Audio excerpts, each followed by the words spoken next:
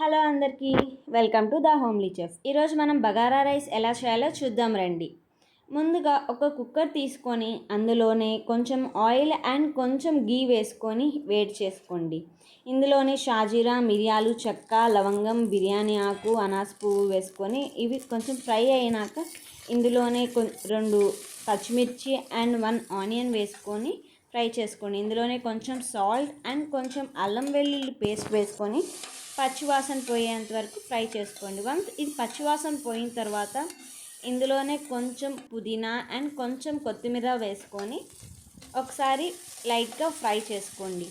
మనం ముందుగానే నానబెట్టుకున్న బాస్మతి రైస్ని ఇందులో వేసుకోండి. ఒక గ్లాస్ బాస్మతి రైస్కి 1.5 గ్లాస్ వాటర్ అండి. ఈ టైంలోనే మనం ఇక్కడ సాల్ట్ అనేది చెక్ చేసుకోవాలండి. అంత కరెక్ట్గా ఉంటే కుక్కర్కి మూత పెట్టేసి ఒక విజిల్ రానియండి. అంతే అండి, బగారా రైస్ రెడీ అయిపోతుంది.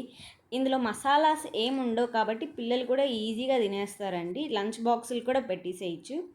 ఈ బగారా రైస్ అనేది చికెన్ కర్రీతో కానీ పన్నీర్ బటర్ మసాలాతో కానీ దేనితో అయినా చాలా బాగుంటుందండి. ఒకసారి ట్రై చేసి చూడండి.